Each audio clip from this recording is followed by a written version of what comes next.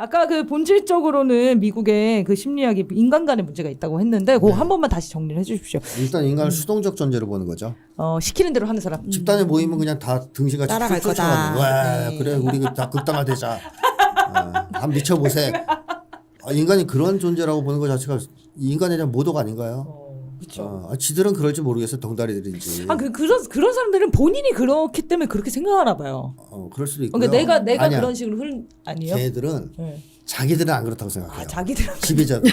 근데 민중들이 그렇다고 생각해요. 일반인들이. 절대 다수의 평범한 사람들은 예. 생각해 보세요. 행동주의라는 게 미국 심리학의 뿌리인데요. 행동주의가 뭐예요? 자극을 주면 반응을 조작할 수 있다는 거예요. 자극으로 반응을 통제할 수 있다는 주장이거든요. 네. 자, 그러면 이 모든 존재를 그렇게 봐요. 자극을 줘서 반응을 통제할 수 있는 거로. 근데 이 행동주의 전제에는 누가 있느냐? 자극을 주는 자가 있어야 돼요. 혼자 이게 자생적으로 하는 게 아니구나. 아니죠. 자극을 주는 자가 있고 자극을 받는 자가 있어요. 자극을 주는 자가 누구냐? 자기들인 거예요. 엘리트, 과학자. 그래서 우리가 자극을 주면 조건화를 할 수 있는 백성들은 거죠. 조건화가 돼가지고 네. 따라서 한다. 그래서 우리가 이걸 가지고 백성을 지배, 조종, 통제할 수 있다. 그래서 그 왓슨인가 하는 행동주의 창시자가 나에게 다 보내라. 그러면 대통령 뭐 이런 거 써서 보내라는 거 가슴에 딱지 붙여서 그럼 내가 만들어주겠다. 내가 자극을 줘서 조건화를 시켜서. 대박인데? 근데 보세요. 그렇게 조건화되는 애들이 있잖아요. 그럼 누가 있어요? 걔들을 조련하는 자가 있잖아. 네. 왓슨. 네. 그러니까 자기는 아니라고 생각하는 거지. 나는 저쪽이 아니라는 거예요. 그러면 본인과 이 사람 같은 인간인데 그 차이는 어디서 온다고 그걸 해명하나요? 그러니까 조건을 주는 자와 받는 자가 있는데 그건 노골적으로는 얘기 안 하지만 네. 모든 이론의 전제에 깔려 있는 거죠. 그래서 자기들은 조건을 주는 자, 사람. 자극을 주는 자. 우리는 자극을 받아서 반응하는 자. 이렇게 되는 거예요. 그래서 이게 옛날에는 그냥 자극 정도였다면 이걸 좀 구체적으로 주면 정보라 그래요. 정보를 주는 자와 지배하는 자. 정보를 받아서 세뇌당하는 자. 얘들은 일반 백성을 정보에 의해서 조작 가능한, 세뇌 가능한 그런 개돼지로 보는 거죠. 이게 예전에 민주당이 국회의장 선거했을 때 그 추미애 의원을 지지하는 이유를 어떤 모 의원이 유튜브 몇 개 보고 추미애에 대해서 긍정적인 그 인식으로 지지하는 것 같은데 자기는 추미애를 그렇게 생각하지 않는다 하면서 우원식을 찍었다면서 이제 변명을 한 거예요.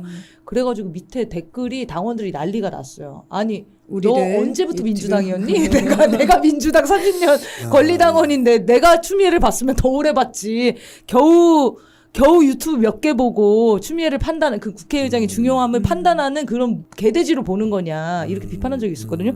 그 모 의원은 이런 생각을 하는 거네요. 그렇죠. 네, 정보를 몇 개 주면은 그렇죠. 이렇게 판단을 못 이런 식으로 하는. 네, 그래서 윤석열도 그런 생각을 하는 거예요. 방송 때문에 이상한 편파 방송을 하니까 국민들이 날 반대하는 거야. 네. 그러니까 방송을 장악하면 얘를 다 통제할 수 있어. 야, 이거 지배자들은 다 이 행동주의를 그 철학으로 삼나 봐요. 이게 미국 심리학의 전통적인 입장이다 이렇게 보시면 되겠고 그 다음에 미국 심리학은 인간을 이렇게 개돼지로 보지 않습니까? 그럼 개돼지가 모인 집단을 어떻게 보겠어요? 개돼지 집단. 그 정도로 안 봐요. 그 정도 안 봐요? 개돼지들이 모임 극단화가 돼가지고 폭도가 된다고 봐요. 모이지 마라. 광신자들이 된다. 정신병자들이. 그래서 거의 집단이나 민중에 대한 적대감을 갖고 있거든요. 네. 혐오감까지 갖고 있는데 예를 들면 이런 거죠. 과거에 독일 농민 전쟁이 있지 않습니까? 농민들이 그 봉건제를 타도하고 신분제를 없애기 위해 싸운 전쟁이에요. 이때 처음으로 이 사람들을 지칭하기 위해서 나타난 개념이 광신 개념이에요. 농민들을 분석하려고 연구하려고. 그래서 광신 연구가 시작돼요. 저항하는 민중들을 서구에서. 네. 야, 그러니까 서구 사회에서 광신 연구가 이때 시작되고 그다음에 프랑스 혁명이 터졌잖아요. 그래서 난리 났죠. 막 귀족들 단두대에서 짤캉짤캉대고 막 그랬잖아요. 이걸 보면서 탄생한 게 바로 폭도 이론이에요.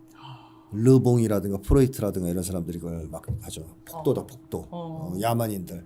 그러니까 인간은 모이면 동물적 야수가 돼서 막 죽이고 막 좀비가 돼서 막 물어뜯고 이런다.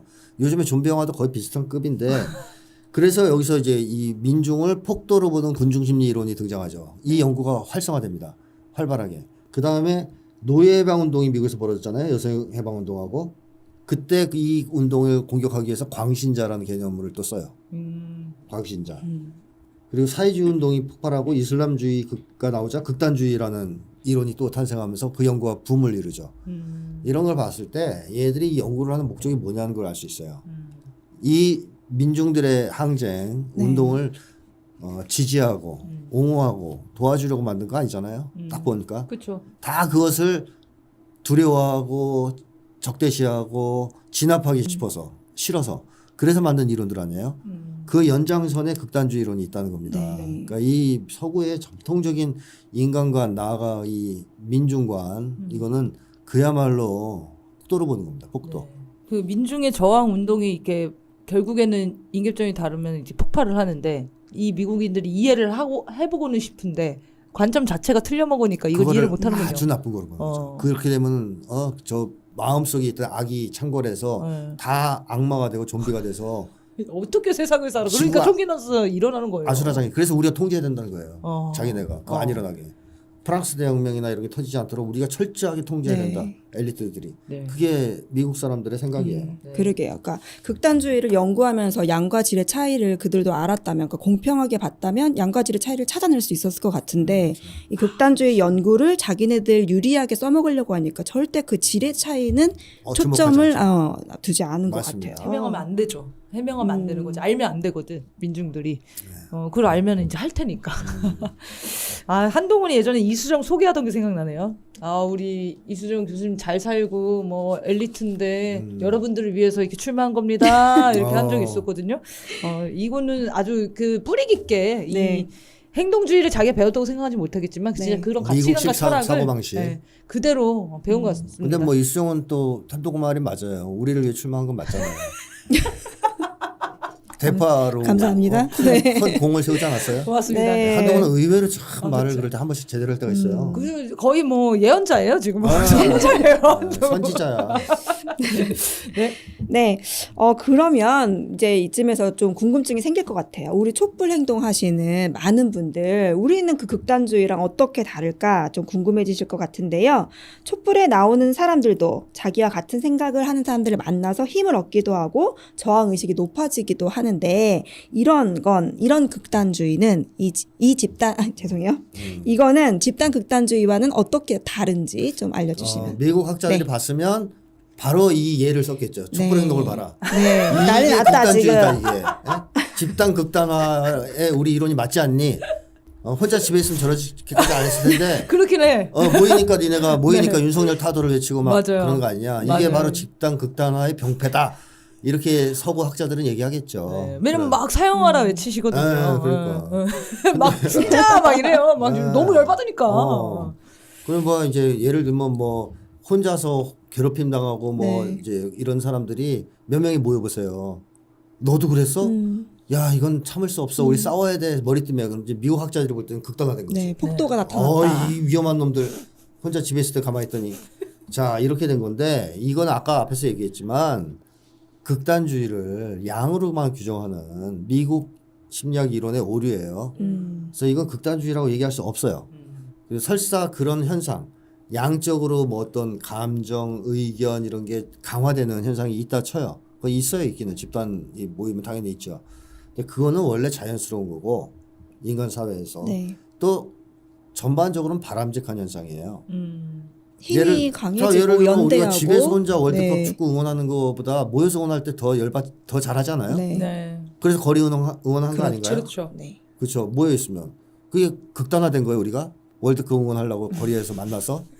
아, 정말 세상에 너무 극단화가 많겠다. 그러니까요. 저 기준이 네, 모이기만 하면 그렇기 극단이라고 때문에 하니까. 원래는 이게 사회에 바람직하게 작동하는 법칙이라고 네. 봐야 돼요. 인간 사이에 이렇게 모여서 전체의 공동의 목표를 가지고 의지와 투지가 높아지고 뭐 이제 공동의 견해를 형성하고 좋은 거거든요. 네. 근데 이게 문제는 그거죠. 사회와 인간이 병들었을 때는 나쁘게 나타날 수도 있지 않습니까? 그렇죠. 그러니까 그런- 문제는 이 현상 자체가 아니고 인간이 집단으로 모였을 때 전반적으로 동조 현상, 뭐 감정 전염 현상 이렇게 나타난다. 이 자체는 문제가 안 되는데 네. 사회가 병들면 문제가 될 수 있죠. 그 좀비 때처럼 될 수도 있는 거예요. 그렇죠. 그래서 이게 결국 병든 사회, 병든 인간의 문제인데 이런 얘기는 전혀 하지 않고 그냥 모여서 뭘 외치면 다 극단주의라고 하면 결국에는 누구한테 들으라는 얘기예요? 태극기 부대한테 하는 얘기겠어요? 아니면 촛불행동한테 하는 얘기겠어요? 촛불 행동이지. 촛불행동 욕하는 거예요. 네. 태극기 부대는 모여야 된다고 하실 거예요. 그렇다. 거기는 극단화가 아니라고. 극단화가 아니라고. 강도가 약하다고. 네, 오늘 미국 심리학 얘기를 재미나게 하는데요. 참 미국이 미래를 꼭 찾았으면 좋겠습니다. 진짜 이런 심리학이 이렇게 만연한 거잖아요. 그러니까 맞아. 이게 기본이.